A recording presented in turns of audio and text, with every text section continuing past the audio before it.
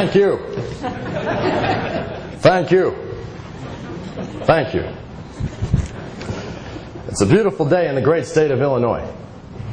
You know, in Illinois we always say, if you don't like the weather, wait 20 minutes. We also say, if you don't like the governor, wait 20 minutes. Thank you for choosing my hometown of Chicago. Chicago's all about making important choices. The Cubs or the White Sox.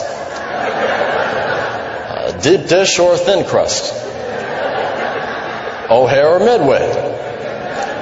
Lately, Chicago politicians have been making important choices too. Like plead guilty or innocent. Bench trial or jury trial. Or minimum or maximum security. But since you were kind enough to invite me here, I'd like to return the favor.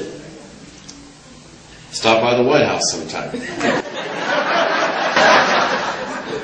As my last state dinner proved, you don't even need an invitation.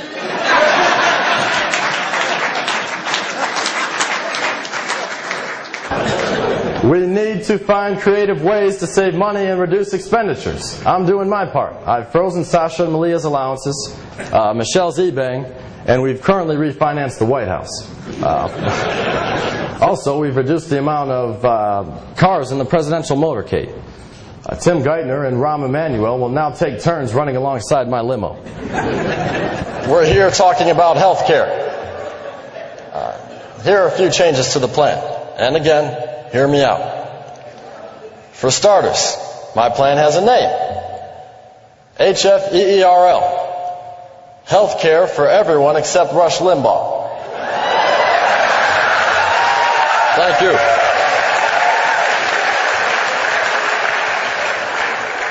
My health care plan will raise taxes for people making more than $250,000 a year.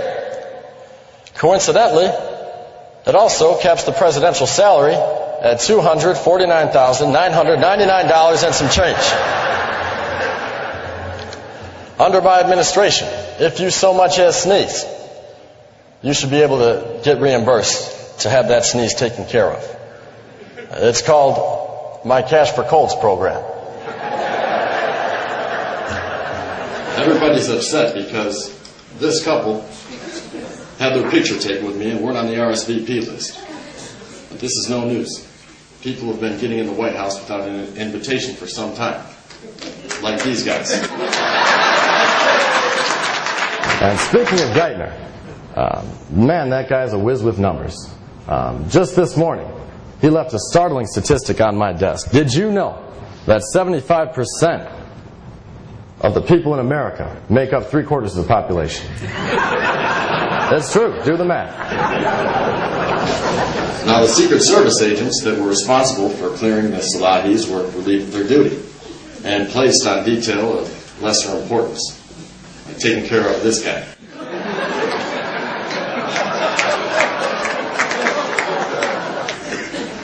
But I want to say that after all this dinner hoopla, I still have complete confidence in my Secret Service protection.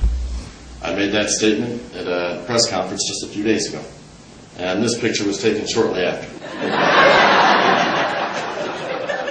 My number one goal in the fight against terrorism is to find Osama bin Laden.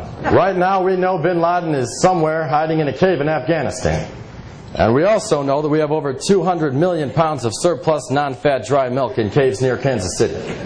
Mark my words, when bin Laden comes looking for milk, we'll be waiting for him. I'm here today to talk about health care and health centers. And I know some of you have criticized me for not visiting a health center since I took office. Joe Biden was supposed to visit one, but I was having a summit at the White House and someone needed to go grab the beer.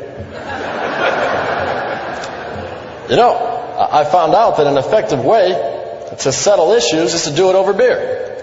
So next week, I'm inviting every uninsured American to the White House for a beer.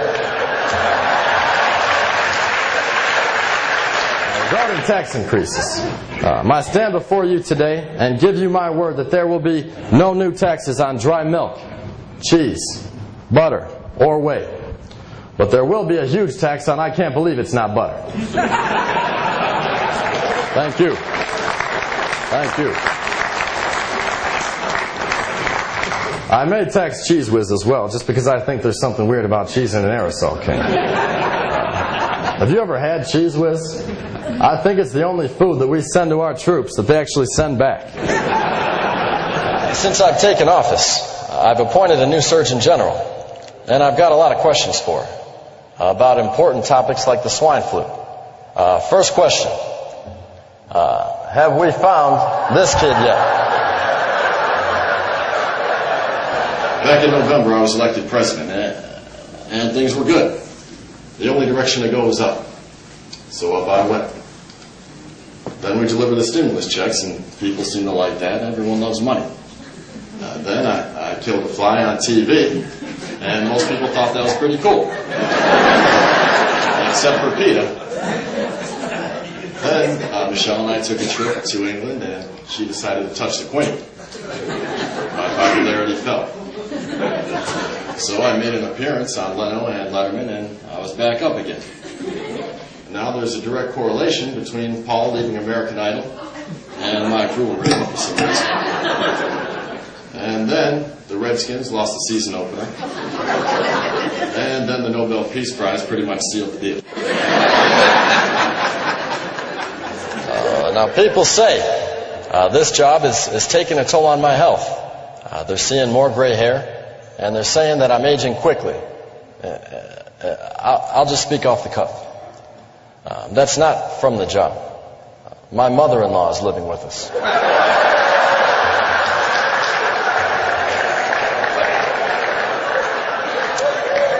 Mr. President, I have a question here.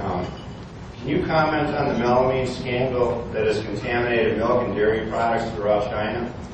Well, I think it's tragic, and somewhat strange. Strange because, let's face it, who drinks milk with Chinese food? Next question. Months ago, I fulfilled one of my first campaign promises. We brought our new dog to the White House.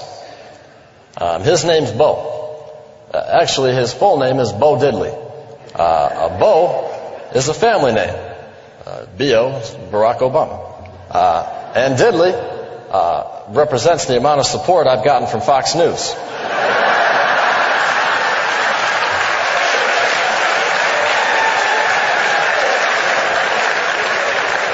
Thank you all so much. God bless you. God bless America. Thank you.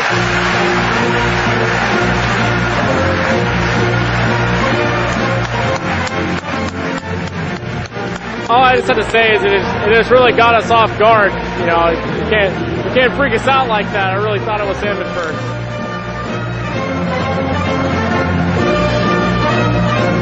Ladies and gentlemen, I think you'll agree that given the heat of the public debates we've witnessed in recent weeks, it's great to be able to laugh. Give a big round of applause for Mr. Reggie Brown, giving us something to smile about this afternoon.